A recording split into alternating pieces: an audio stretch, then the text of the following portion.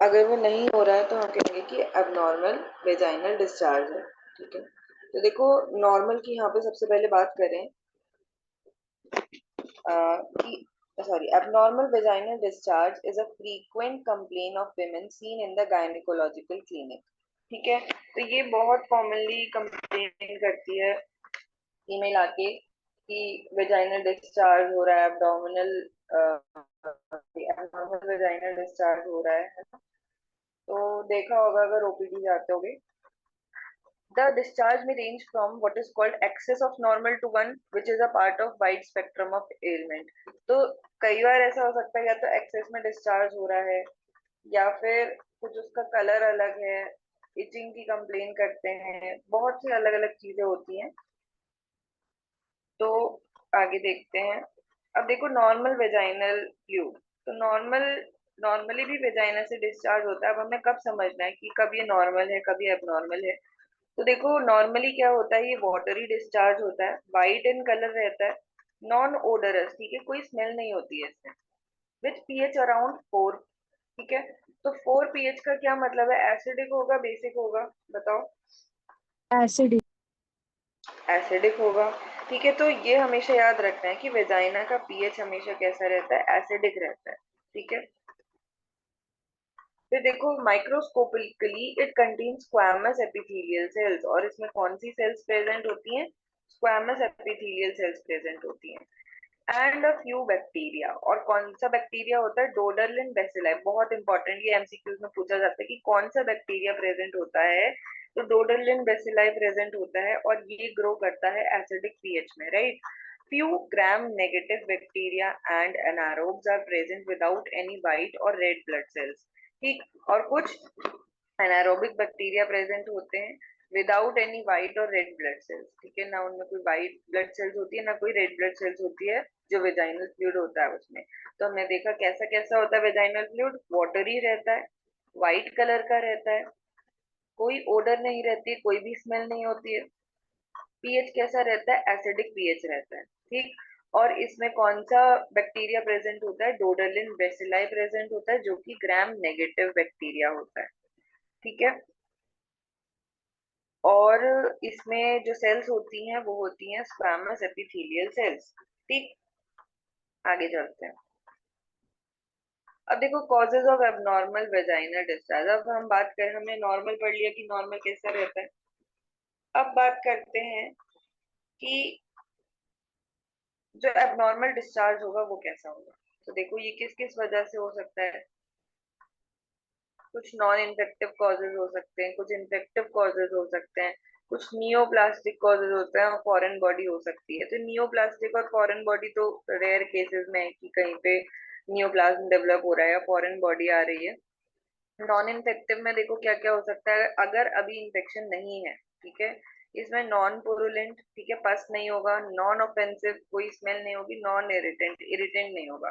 तो होगा क्या, देखो ल्यूकोरिया यानी वाइट डिस्चार्ज जैसे बोला जाता है।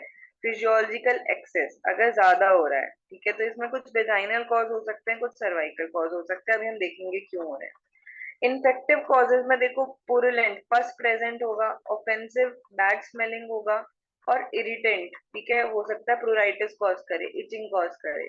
ठीक, इसमें भी स्पेसिफिक और नॉन स्पेसिफिक कॉजेज होते हैं, ये हम आगे देखते हैं। अब देखो evaluation of a patient with vaginal discharge, तो हमें कैसे इवेल्युएट करना है, अगर कोई पेशेंट आपके पास आता है, आपकी अप्रोच क्या होनी चाहिए कि अगर वेजाइनल डिस्चार्ज की फीमेल कंप्लेन कर रही है तो क्या बताना, पूछना है सबसे पहले हिस्ट्री, वेरी वेरी इंपॉर्टेंट, कि क्या सिम्टम्स हैं। ठीक है, कहीं उसको इचिंग तो नहीं हो रही है वल्वा में या फिर आसपास के एरिया में। तो इचिंग का सबसे पहले हमें पूछना है। डिस्चार्ज, तो डिस्चार्ज का ड्यूरेशन पूछना है कि कितने बार होता है, फ्रीक्वेंसी पूछनी है, किस टाइम पे होता है, और फिर पूछना है, देखो इचिंग की हिस्ट्री इंपॉर्टेंट है। डिसयूरिया तो नहीं है ये पूछना है, डिस्पेरोनिया तो नहीं है, ठीक है, सेक्सुअल इंटरकोर्स में पेनफुल सेक्सुअल इंटरकोर्स तो नहीं है, पेल्विक पेन तो नहीं है। ठीक है, तो कई बार हम पीआईडी से इसका डीडी बना सकते हैं, ठीक है, पेल्विक इन्फ्लेमेटरी डिजीज से। फिर कॉन्ट्रासेप्शन की हिस्ट्री लेनी है, कई बार इसकी वजह से भी क्या होता है कि जैसे एसिडिक पीएच है, तो कॉन्ट्रासेप्टिव की वजह से कई बार जो पीएच होता है वो भी चेंज होता है, ठीक है, वेजाइना का, तो उस वजह से भी दिक्कत आती है।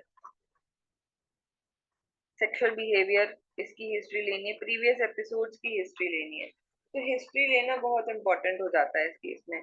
फिर फिजिकल एग्जामिनेशन, ठीक, फिजिकल एग्जामिनेशन में हमें जो पहले बिल्ड चेक करनी है फीमेल की, कहीं इल तो नहीं है, ठीक है, हेल्थ चेक करनी है, पुअर न्यूट्रिशन, ठीक है, न्यूट्रिशन के बारे में पूछना है।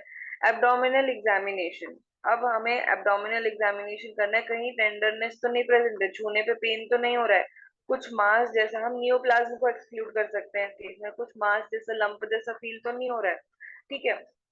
नेक्स्ट आते हैं वल्वल एग्जामिनेशन, तो डिस्चार्ज के कैरेक्टर हम देख सकते हैं, अभी देखेंगे कौन से कलर का डिस्चार्ज है तो क्या है, ठीक है।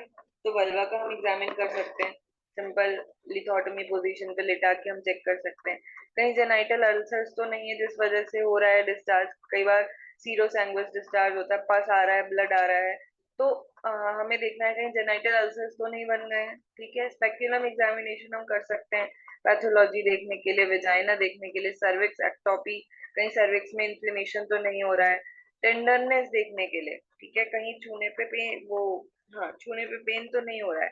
नेक्स्ट हम पेल्विक एग्जामिनेशन कर सकते हैं, इसमें भी टेंडरनेस देखेंगे, पेल्विक मास देखेंगे, कहीं कोई नॉर्मल ग्रोथ तो नहीं हो रही है, फॉरेन बॉडी हम चेक कर सकते हैं, ठीक है। फिर आता है नेक्स्ट इन्वेस्टिगेशन, ठीक है, तो इन्वेस्टिगेशन बहुत क्लियर कट इससे पता चल जाता है, तो इसमें हम डिस्चार्ज, इसका एग्जामिनेशन करा सकते हैं, वेट फिल्म करा सकते हैं फॉर ट्रैकोमोनास वेजाइनैलिस, फ्लू सेल्स, ये एक तरह के बैक्टीरिया है ये सब, के ओ एच टेस्ट, ठीक है, पोटेशियम हाइड्रोक्साइड टेस्ट, इसमें विफ टेस्ट किया जाता है, फंगस टेस्ट किया जाता है कि कहीं कोई फंगस तो ग्रो नहीं कर रही है, जो कि नॉर्मली जो पीएच होना चाहिए एसिडिक उसको बेसिक में ना चेंज कर दे तो क्या होगा। अब डोडलिन बेसिला है तो किस में एसिडिक पीएच में ग्रो कर रहा है, वो वहां पे होना चाहिए, इंपॉर्टेंट है डोडलिन बेसिला, बट कोई ऐसा कॉज हुआ किसी वजह से वहां का पीएच चेंज हो गया तो दिक्कत आती है, ठीक है।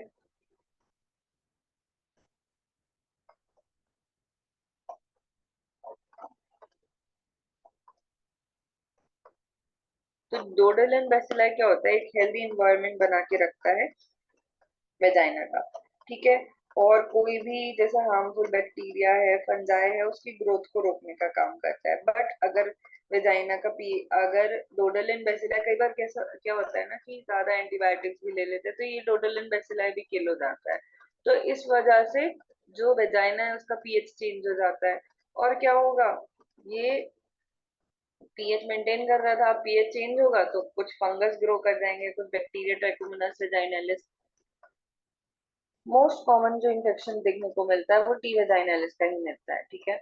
फिर डिस्चार्ज फ्रॉम ग्राम स्टेनिंग, इससे हम देख सकते हैं कि अगर कोई ग्राम नेगेटिव बैक्टीरिया ग्रो कर गया या ग्राम पॉजिटिव ही कर गया तो उसको हम पता लगा सकते हैं।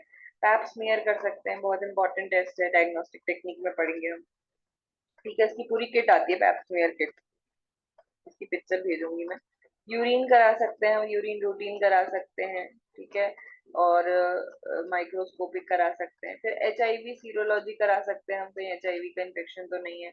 ब्लड टेस्ट और पीआईडी सस्पेक्टेड, देखो कहीं भी पेन बता रहा है, कहीं भी इन्फेक्शन होता है तो पीआईडी, पेल्विक इन्फ्लेमेटरी डिजीज, बहुत ज्यादा सस्पेक्ट किया जाता है, जैसे हमने एक टॉपिक में भी पढ़ा था, पेल्विक इन्फ्लेमेटरी डिजीज से हम उसकी डीडी बना सकते हैं,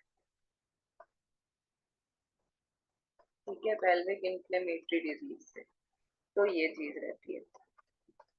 अब देखो common causes of vaginitis and abnormal vaginal discharge, अब थोड़े थोड़े कॉजेज बता रहे हैं कि क्या क्या कॉजेज हो सकते हैं जिस वजह से जो डिस्चार्ज है वो एब्नॉर्मल आ रहा है। तो देखो infective causes, number one trichomonas vaginitis, ठीक, इसमें कैसा कलर का डिस्चार्ज मिलता है, फ्रॉथी येलो डिस्चार्ज मिलता है, ठीक, अगर पेशेंट, हमने देखा विजुअलाइज किया डिस्चार्ज कैसा हो रहा है, फ्रॉथी हो रहा है, मतलब कि उसमें जो है झाग झाग से हो रहे हैं, येलो कलर का डिस्चार्ज है, तो हम सस्पेक्ट करते हैं कि ट्राइकोमोनास वेजाइनाइटिस का इन्फेक्शन हो सकता है, ठीक। अगर कर्डी व्हाइट फ्लेक्स आ रहे हैं, प्लूराइटिक यानी इचिंग हो रही है, तो कर्डी डिस्चार्ज मिलता है मोनीलियल वेजाइनाइटिस, ठीक है, इसकी वजह से मिलता है। ग्रे वाइट फिशी ओडर या नॉन प्रूराइटिक अगर डिस्चार्ज है तो हमें सस्पेक्ट करना है बैक्टीरियल वेजाइनोसिस हो सकता है।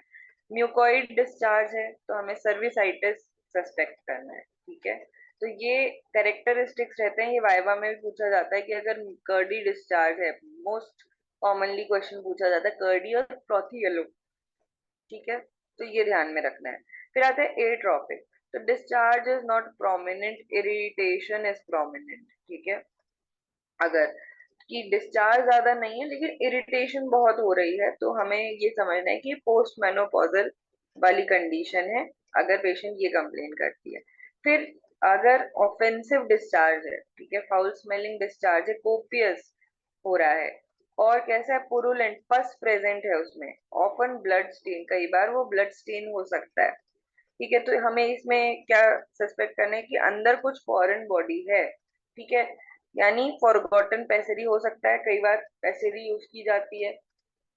कई बार ना प्रोलैप्स के केस में भी पैसेरी यूज करते हैं, जैसे माने ये यूट्रस है, अब ये प्रोलैप्स करके नीचे के लिए आ रहा है, नीचे को आ रहा है, तो हम यहाँ पर क्या करते हैं, प्रोलैप्स मीन बाहर आना, यहाँ पे क्या करते हैं हम पैसेरी लगा देते हैं जिससे ये रुक जाता है एक जगह पे।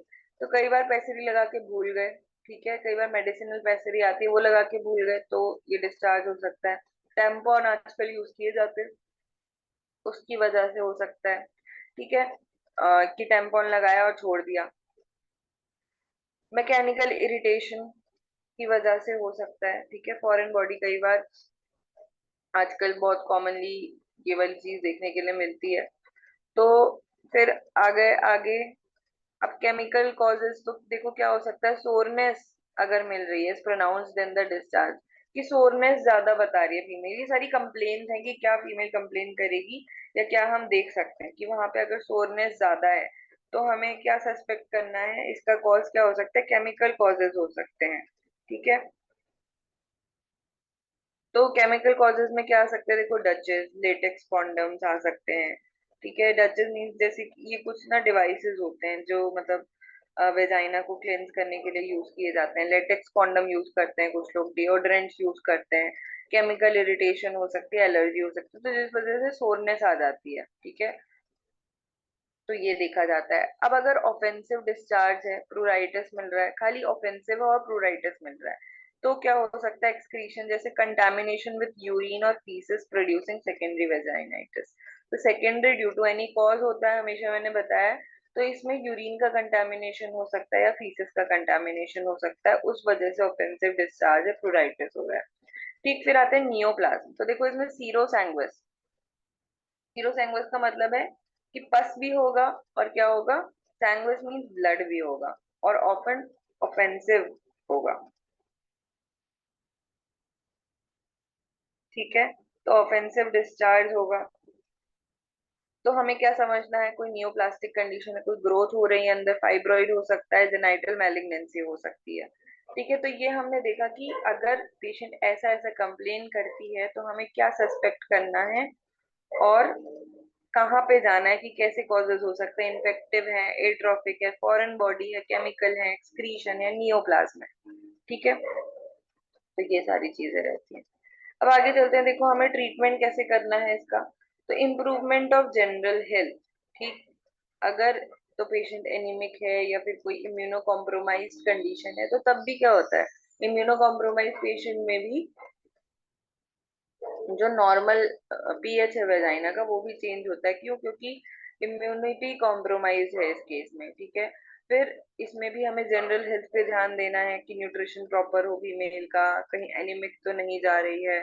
फिर दूसरा देखो, cervical factors require surgical treatment, अगर सर्वाइकल कॉजेज हैं तो हमें क्या करना होता है, सर्जिकल ट्रीटमेंट करना होता है, लाइक इलेक्ट्रोकॉटरी की जाती है, क्रायो सर्जरी की जाती है, ट्रैक्योलोग्राफी की जाती है। ठीक है, तो ये सारे ट्रीटमेंट मोडालिटीज रहती हैं। फिर आते हैं, ये तो देखा हमने सर्वाइकल फैक्टर्स में अगर है। ठीक है,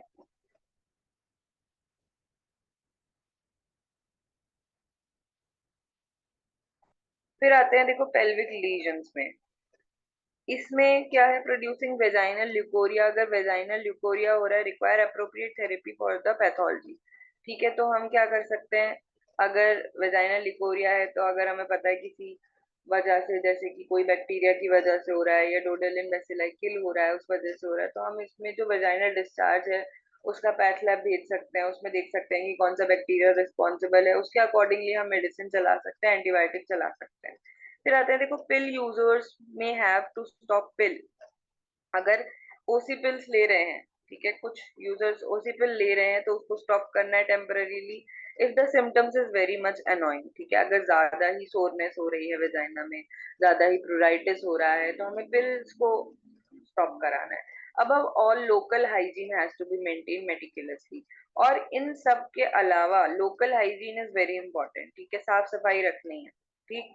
ट्रीटमेंट फॉर स्पेसिफिक इन्फेक्शन, अब वही चीज है कि हमें रूल आउट करना है कि कौन सा बैक्टीरिया रिस्पॉन्सिबल है, किस वजह से हो रहा है, तो उस स्पेसिफिक इन्फेक्शन का हमें ट्रीटमेंट करना है। कि हमारे ट्राइकोमोनास वेजाइनाइटिस है, अब मैंने कुछ जब एंटीबायोटिक्स भी अगर पढ़ा होगा तो आपको पता होगा, जैसे डायफ्राम से ऊपर ग्राम पॉजिटिव बैक्टीरिया रहते हैं, ग्राम नेगेटिव डायफ्राम से नीचे मिलते हैं, तो हमने कौन सी ड्रग्स यूज करनी है जो ग्राम नेगेटिव बैक्टीरिया के अगेंस्ट काम करे, ठीक है, तो ऐसी एंटीबायोटिक्स यूज करी जाती हैं। तो ट्रीटमेंट फॉर स्पेसिफिक इन्फेक्शन, कोई भी इन्फेक्शन हो रहा है उसका हमें स्पेसिफिक ट्रीटमेंट करना है, ठीक है। तो ये हमारा कंप्लीट होता है एबनॉर्मल वेजाइनल डिस्चार्ज, छोटा सा टॉपिक था।